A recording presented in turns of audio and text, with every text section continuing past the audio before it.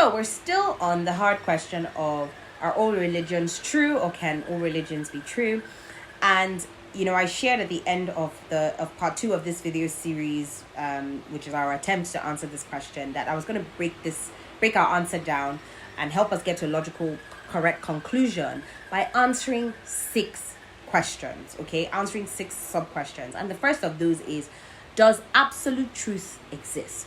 And it's important. We need to know if absolute truth exists, because if it does not, then we cannot be sure of anything, spiritual or otherwise, right? And that would mean we would either end up being agnostic, okay, meaning that we are just unsure if we can really know anything, or we end up being pluralist, meaning that we accept every position because we're just not sure which one, if any, is actually right. And so absolute truth is actually defined as that which matches reality, that which corresponds to its object, and just telling it like it is.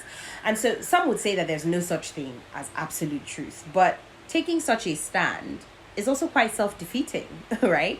Because, for example, the relativist will say all truth is relative, correct? They will say all truth is relative, yet one must ask, is that statement absolutely true?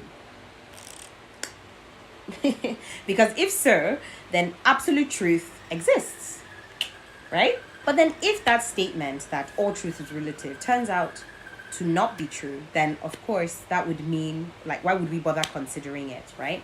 Then you move on to postmodernism, which basically affirms or says that there is no truth. Okay, bear with me.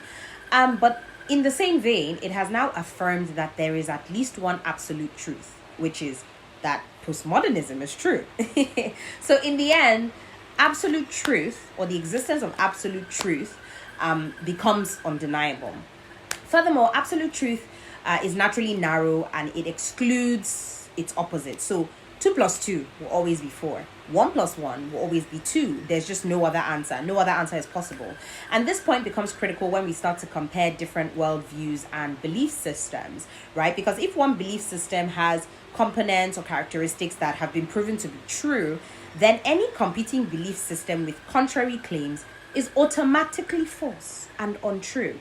And so we must keep in mind, right, that absolute truth is not impacted by sincerity and desire, because no matter how sincerely somebody embraces a lie, it's still a lie, right? And no desire in the world can make something that is true to be false, right? And so now the answer of this first question is that absolute truth exists. And so if absolute truth exists, right, if that is the case, as we have come to analyze, that would mean that positions or worldviews or belief systems of agnosticism, postmodernism, skepticism, and relativism automatically are all false positions. So we push those ones aside. Now, this leads us to the next question of whether reason or logic can be used in matters of religion, okay? And some say that this is not possible. But why not?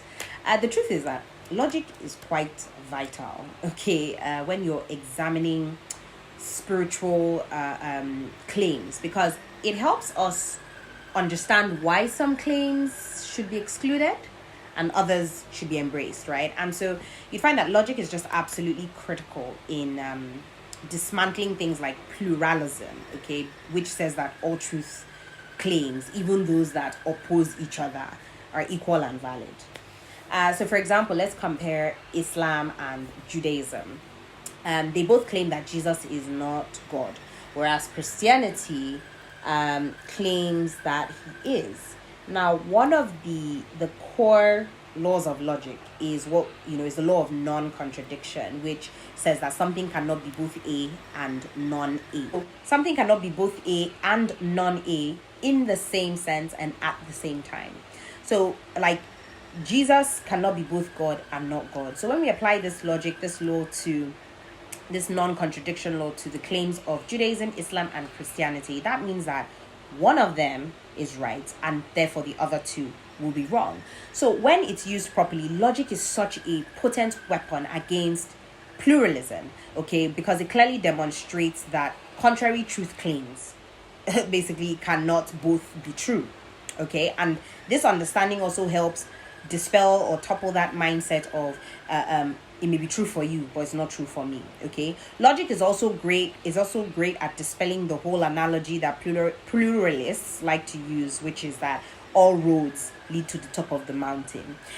Logic will show you that each belief system has its own sets of like signs that points to radically different destinations, to be honest, in the end. And so logic also shows you that the search for spiritual truth is more like a maze, right? And you know how a maze works is that only one path leads you right through to the end, right through to truth, while the others will just basically take you to like a dead end. So all faiths, while they may have like surface similarities, they differ in major ways in their core doctrines. So the conclusion here really is that reason and logic, okay, can be used in the matters of religion, right? And that being the case, that instantly helps us rule out pluralism, which is the belief that all truth claims are equally true and valid, right? I mean, it shows it to be logic helps us see that it's illogical and it's contradictory, right? Because